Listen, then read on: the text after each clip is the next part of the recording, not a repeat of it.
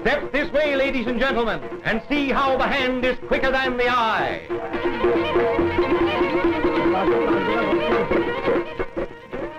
As far back as history goes, we find that conjuring and magic tricks have always fascinated human beings of all ages and of all classes. Little boys and big boys, young boys and old boys with long whiskers, even little girls, stare wide-eyed at a magician when he is performing tricks. Watch this Arab fakir now, and see if your eyes are as quick as his hand. Here he is, right out in the open, where he can't have any trap doors or mirrors or trained confederates to help him. I tell you, he's got to be good. Now, how on earth did he get all those flags into his mouth at the same time? You tell me. You know, I think they ought to send him to the Geneva to do some ballyhooing for the League of Nations. Say, his mouth must be like the subway, always room for one more. Now what's he up to? Oh, I see. He's showing us how to reduce the high cost of living by getting eggs without having to buy them from the grocers. I calls it unfair competition, I do. This is a good trick. Watch it closely. The magician pulls out yards and yards of cotton string and breaks it into many, many little pieces. Then he sets all these pieces on fire. To make them burn faster, he blows on them. Well, I guess that's the end of that string, all right. That's what you think, he says. For the string is in one piece again, and it doesn't show any trace of the fire. Believe me, that's some trick.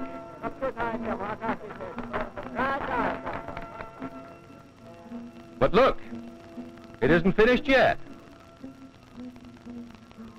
When a magician rattles a box and plays a tune on his magic flute, there is sure something doing.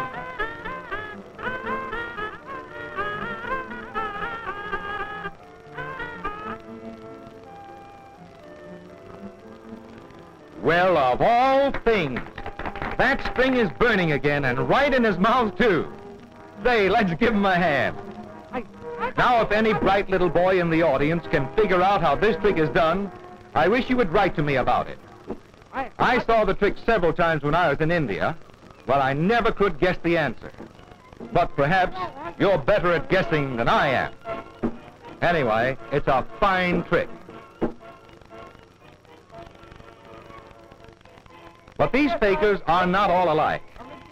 Here we have a fine-looking Hindu trying to attract our attention by a few simpler tricks. The bag seems to be empty, all right, doesn't it? And yet he draws an egg out of it. And now the egg is a coin. Say, did you ever see a coin walk up a hill before? Well, there it is. But the bird trick is his best trick. It's the most puzzling trick I ever saw. Watch him very closely now. The basket is empty, his sleeves are rolled up, he tosses the toy bird up in the air, and then pounds it good and plenty with his fist. The cloth has nothing fastened to it on either side. After all, he's sitting right on the ground, in the courtyard of our hotel, with just a plain piece of matting spread before him. What can he be fussing with under that cloth? And we begin to wonder what's happened to the toy bird.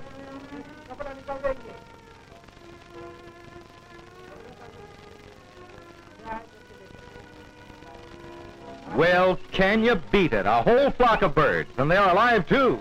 Oh, yes, very much alive. But when the magician calls, back they come. That's another mystery that I was never able to solve. There is no monkey business about this trick. It's all goat. And it just shows how clever a goat can be when a man has the patience to train it. I wonder if a man would keep his patience if some slick circus fella tried to get his goat.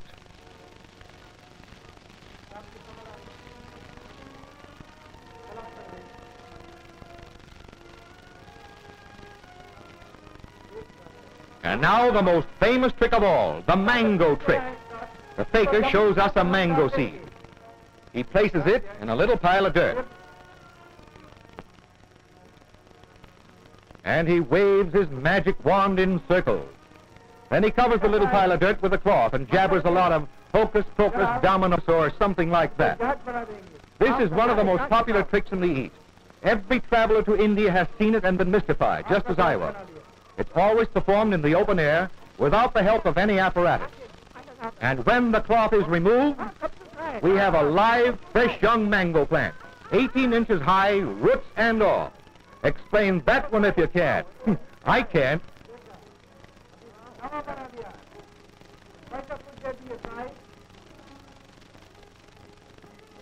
There is no deception in this trick. It's just one of the many examples of the extent to which a fakir will torture himself to make a living.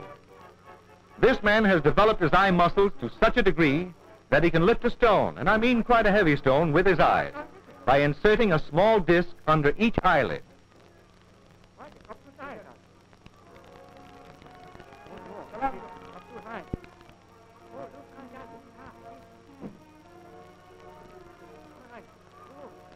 Oh, it's easy enough to see how he does it, but it's hard to understand how he bears it.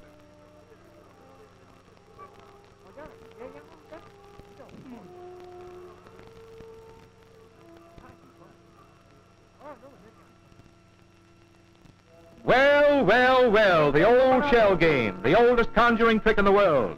The hand is quicker than the eye. This trick was used thousands of years ago to entertain and mystify the Egyptians. The ancient Greeks and the Romans fell for it. All the nations of the world know it now. In our country, it is worked at circuses and at county fairs. We all know how it's done, but the performer is so quick in his motions that we are usually fooled when we try to guess under which cup the dice or the pellets are to be found. Many of us have bet money on the issue, but most of us have lost. This fakir is quite the smoothest and fastest actor I've ever seen. I watched him many times just for the sport of it. I made all kinds of bets with myself, but I always lost.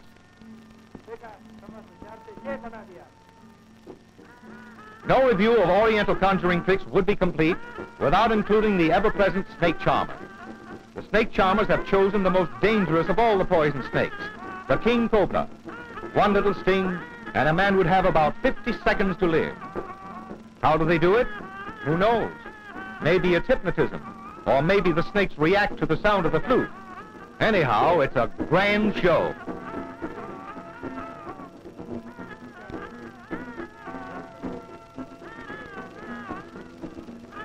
So, with an eye full of magic and an ear full of weird music, we're going home to see if we can figure it all out.